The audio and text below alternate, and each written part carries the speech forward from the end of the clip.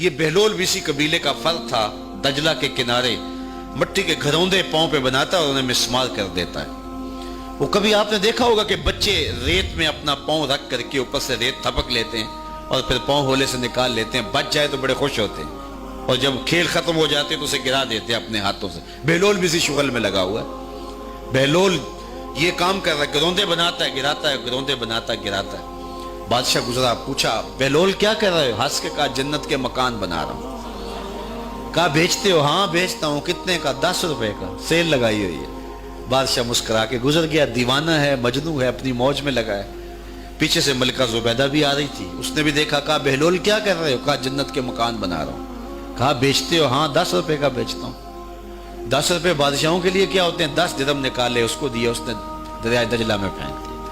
فقیر اتنی دیر تک فقیر نہیں بنتا، داتا صاحب فرماتے جب تک مٹی کا ڈھیلا اور سونے کی ڈلی اس کی نظر میں برابر نہیں ہو جاتا۔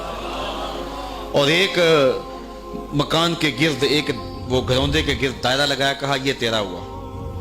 ملکہ گزر گئی، بادشاہ بھی چلا گیا۔ شام کو اپنے محل میں پہنچے، بادشاہ سویا، منظر جاگا کہ حشر کا دن ہے، پھر جنت کا منظر ہے، جنت میں بڑے بڑے خوبصورت مکان ہیں۔ ایک مکان تو بڑا ہی اچھا لگا، تو جی چاہا کہ اس مکان کو دیکھوں۔ تو جب قریب گیا تو دروازے پہ لکھا تھا ملکہ زبیدہ۔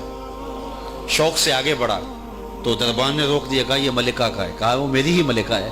کہا دنیا کے ضابطے اور ہیں، آخرت کے ضابطے اور ہیں۔ بادشاہ کی آنکھ کھل گئی، بے چین ہو گیا، ملکہ کو بیدار کیا، کہا تو کون سا نیک عمل کیا ہے؟ میں نے جنت میں تیرا یوں محل دیکھا ہے۔ ملکہ کہنے لگی وہی معمول کی نمازیں، وہی سب کچھ، کوئی نیا کام تو میں نے کیا نہیں۔ ہاں یاد آیا، کل گزر رہی تھی، دجلہ کا کنارہ تھا، وہ جسے لوگ مجذوب کہتے ہیں، وہ جو دیوانہ کہلاتا ہے، وہ بہلول، وہ جنت کے محل کہتا تھا، وہ بنا رہا۔ میں نے کہا چلو کوئی بات نہیں، فقیر ہے، 10 روپے کیا ہوتے ہیں؟ تو میں نے 10 روپے کا ایک محل خریدا تھا۔ بادشاہ سر پکڑ کے بیٹھ گیا، وہ تو مجھے بھی کہتا تھا۔ میں دیوانے کی بات سمجھ کے گزر گیا۔ اگلے دن بادشاہ قصدن گزرا۔ جب قصدن گزرا نا تو دل دھڑک رہا تھا کہ کہیں مجذوب پھر آج مل جائے اور اسی موج میں ہو تو کام بن جائے۔ دیکھا تو بہلول وہاں بیٹھا ہوا ہے، آگے بڑھ کے دیکھا تو کام بھی وہی۔ بادشاہ پھر رک گیا، پوچھا بہلول کیا کر رہے ہو؟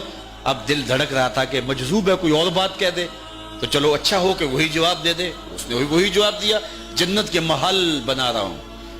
بادشاہ کا کچھ دل ٹھہرا، پھر کہا اچھا بیچتے بھی ہو؟ ہاں ہاں بیچنے کے لیے بنا رہا ہوں۔ بادشاہ ادھر جیب میں ہاتھ ڈال رہا ہے اور ادھر پوچھ رہا ہے کتنے کا؟ کہا آدھی حکومت لگے گی۔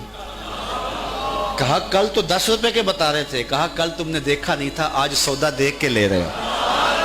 اللہ تعالیٰ ارشاد فرماتا ہے انما تنذر من اتبع الذکر وخشی الرحمن بالغیب، جو ان ڈٹھے سودے کرتے ہیں، جو بغیر دیکھ کے کرتے ہیں۔